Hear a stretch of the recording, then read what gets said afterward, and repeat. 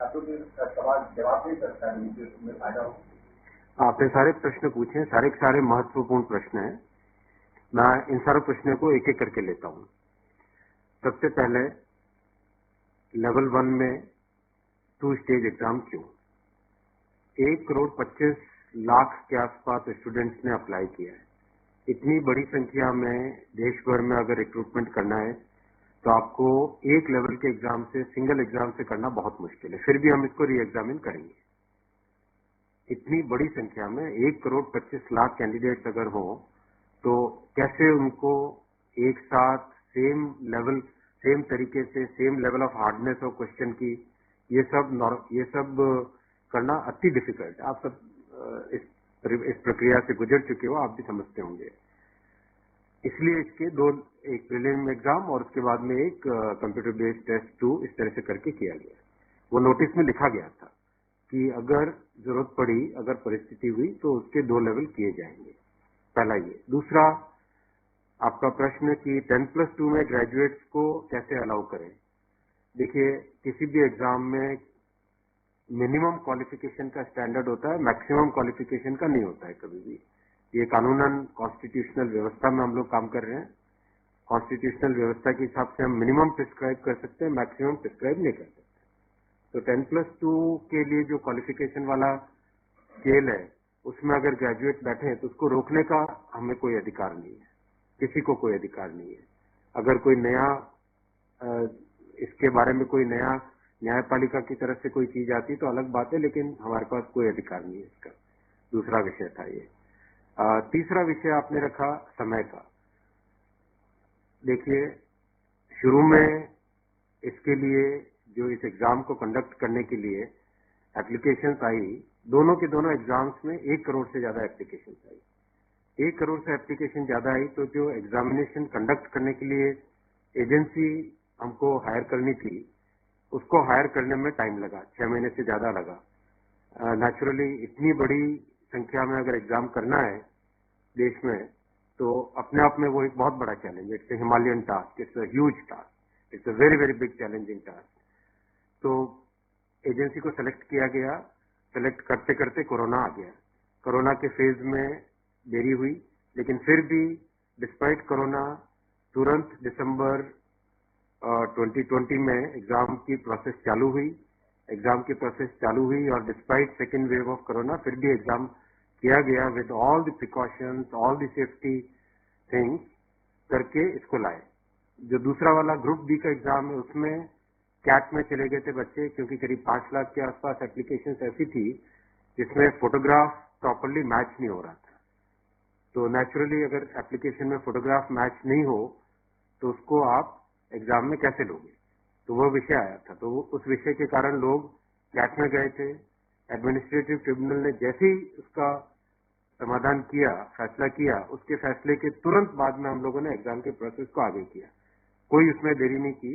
और हमारा, देखिए, हमारी सरकार, प्रधानमंत्री श्री नरेंद्र मोदी जी का इंटेंट हमेशा है कि मैक्सिमाइज करना है रोजगार को।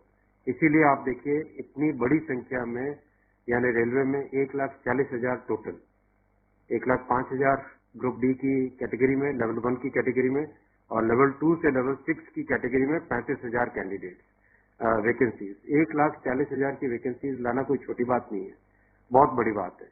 फिर आपका चौथा पॉइंट आप देखिए, ज्यादा से ज्यादा कैंडिडेट्स को फर्स्ट स्टेज से सेकंड स्टेज में जाने का मौका मिले, इसके लिए 2015 तक हमेशा प्रिलिमिनरी एग्जाम जो होता था, फर्स्ट स्टेज होता था, उससे 10 गुना लिए जाते थे, केवल 10 गुना लिए जाते थे।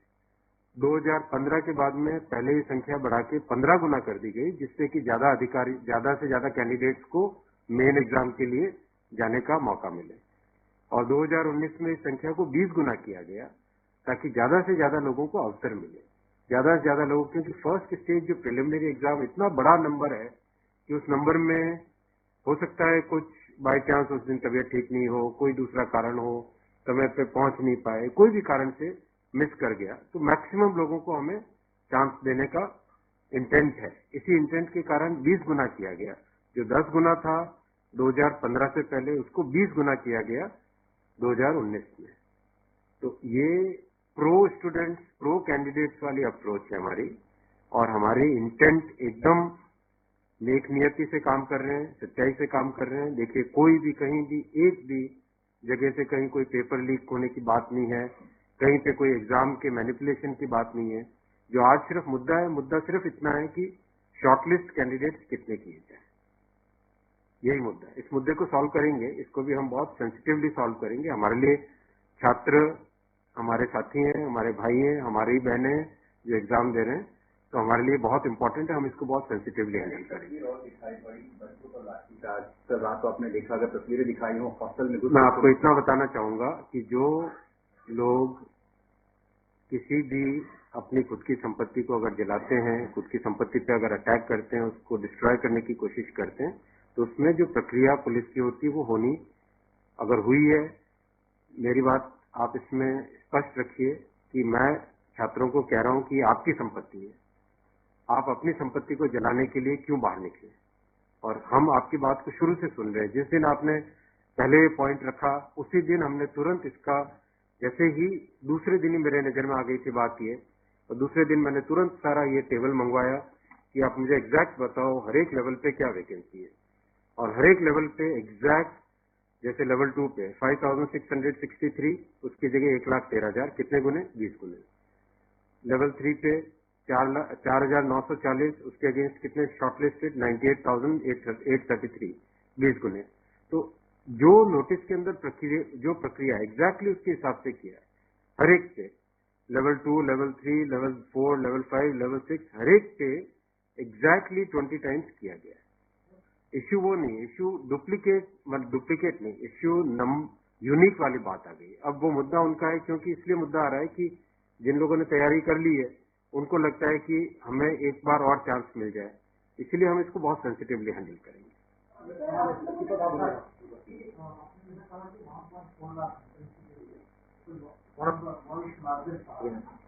As of now, how many recruitment has happened, and by when all these things will be done? Because it was announced. यही तो रिक्रूटमेंट चल रहा है। देखो, इतना मैसिव, मैं आपको पूछूं कि वर्ल्ड का सबसे बड़ा एग्जाम कौन सा है? वर्ल्ड का अगर या इंडिया का भी अगर बड़े एग्जाम्स देखें तो बड़े एग्जाम्स में जेई बहुत बड़ा एग्जाम होता है, सिविल सर्विसेज बहुत बड़ा एग्जाम होता है, स्टाफ सिलेक्शन कमीशन का बहुत बड़ा एग्जाम। इन सब एग्जाम्स में एप्लीकेशंस की संख्या होती है 5 से 7 लाख, 8 लाख, 10 लाख। यहाँ 1 करोड़ एप्लीकेशन है। आप ये तो देखिए ना कि कठिन कितना है।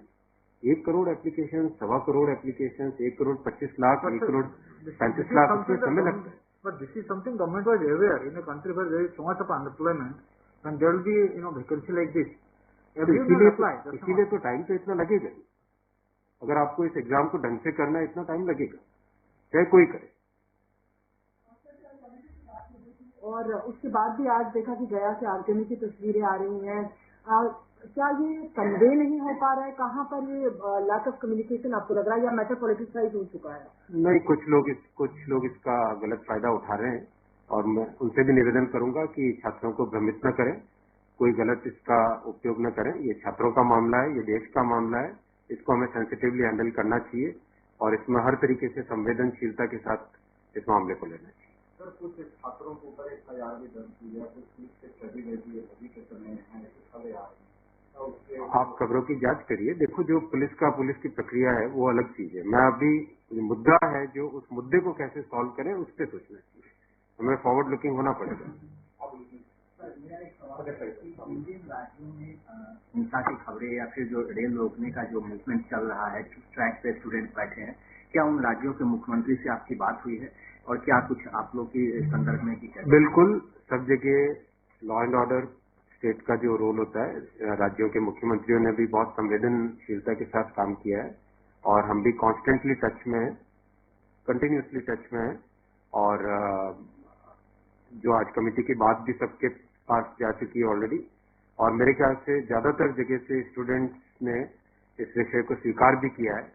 और मैं अभी भी रिक्वेस्ट करूंगा एक बार फिर सारे स्टूडेंट बंधुओं को, छात्रों को, कैंडिडेट्स को, कि आप प्लीज अपनी ग्रीवेंसेस को, अपने पॉइंट को, अपने कंसर्न को, अपने विषय को, अपने मुद्दे को फॉर्मली रखिए। हम इसको एकदम संवेदनशीलता के साथ टैकल करेंगे। Will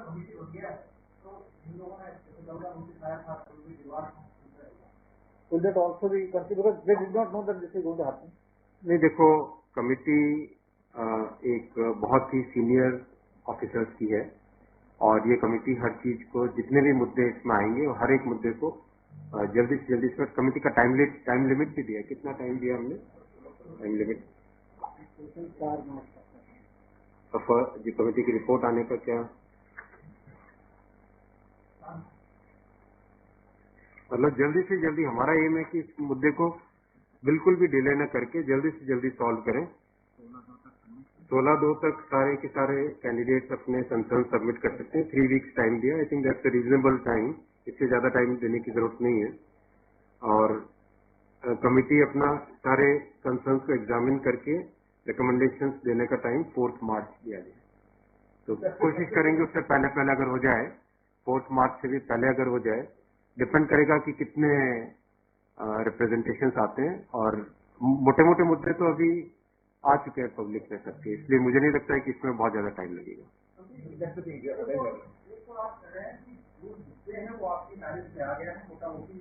सही आ गया है। दूसरी ओर ये कि जो आपके पैरामीटर्स था उस पर सब कुछ सही तरीके से लिया गया है, उसी तरह से शॉर्ट लिस्ट किया गया है। फिर इसमें प्रॉब्लम कहाँ, फिर इसमें कमेटी आपको रिपोर्ट क्या करेगी और करेंगे क्या? इसका मतलब अगर चेंज करते हैं कुछ तो दूसरा एक बड़ा पक्ष और भी तो विरोध करेगा। हाँ, ये इसीलिए तो मैं आपको देखो बताऊं ना, एग्जैक्ट किसी भी लेवल पे नोटिस में जो लिखा था कि 20 गुना कैंडिडेट लेंगे, अगर आपके सामने टेबल रखा हुआ है 5,663 की जगह 1,13,000 यानी 20 गुना, 4,940 के लेवल 3 में 98,833 20 गुना, 161 के अगेंस्ट 3223 20 गुना, 17,393 347 3,47,676 20 गुना, 7,124 वैकेंसीज के अगेंस्ट 1,42,413 20 गुना, एग्जैक्ट 20 गुना है हर एक लेवल का। अब स्टूडेंट्स क्या कह रहे हैं कि जिन कैंडिडेट्स ने एक से ज्यादा लेवल में क्वालिफाई कर दिया है, राइट, उसके कारण सपोज मान लीजिए लेवल 3 में जो लेवल 5 का कैंडिडेट है वो भी क्वालिफाई हो गया है, तो वो लेवल 3 में कोई एक कैंडिडेट को जो क्वालिफाई नहीं हुआ है, उसे लगता है कि अगर उसको यूनिक के हिसाब से काउंट करते तो शायद उसको भी एक मौका मिल जाता मेन एग्जाम देने का। बराबर है, ये मुद्दा ही है। अब जो नोटिस इनवाइटिंग एग्जाम है, एग्जाम का जो नोटिफिकेशन होता है उसकी एक सैंक्टिटी है, वो कोर्ट का मैटर है, वो लीगल मैटर हो जाता है। एग्जैक्टली उसके हिसाब से किया गया एग्जाम को उसी हिसाब से कंडक्ट किया गया, उसी हिसाब से शॉर्टलिस्टिंग की गई। अब जब ये मुद्दा आया है तो इस मुद्दे को सॉल्व करने के लिए कोई न कोई तो तरीका निकालना पड़ेगा, राइट। तो आपका जो प्रश्न है, आपका प्रश्न वैलिड है कि क्यों है। आपके सामने डेटा सामने रखे हुए हैं, डेटा आप सबके सामने है, बिल्कुल एग्जैक्ट डेटा है कोई, और ये डेटा हमने पहले दिन ही दे दिया था। जो टर्म कंडीशंस ऑलरेडी जब पब्लिसाइज किया जाता है कोई पोस्ट होती है तो उसके टर्म कंडीशंस ऑलरेडी पहले से घोषित होता है, उसके आधार पर ही ये सब कुछ किया गया होगा। हाँ बिल्कुल। फिर ये कमेटी या आपको कुछ रास्ता अब नहीं दिख रहा है क्या? ये जो कमेटी रिपोर्ट देगी क्या उससे अगेंस्ट देगी जो आपके टर्म कंडीशंस पहले वाले थे? बात वही है ना कि आपकी बात, फिर लोग कोर्ट जाएंगे। हाँ, बात वही होगा जो नहीं, अपने को तरीका ऐसा सॉल्व करना पड़ेगा, कोई तो ऐसा तरीका निकालना पड़ेगा जिससे कि जो लोग शॉर्टलिस्ट हुए हैं उनका भी करियर अफेक्ट न हो, उनके प्रोस्पेक्ट्स भी कमजोर ना हो, और जो लोगों की ग्रीवेंस है उस ग्रीवेंस को तो एड्रेस करना पड़ेगा ना। छात्रों का मुद्दा है और लोगों ने अगर ग्रीवेंस रेज की है तो हमारी ड्यूटी है कि उसको हमें एड्रेस तो करना पड़ेगा ना।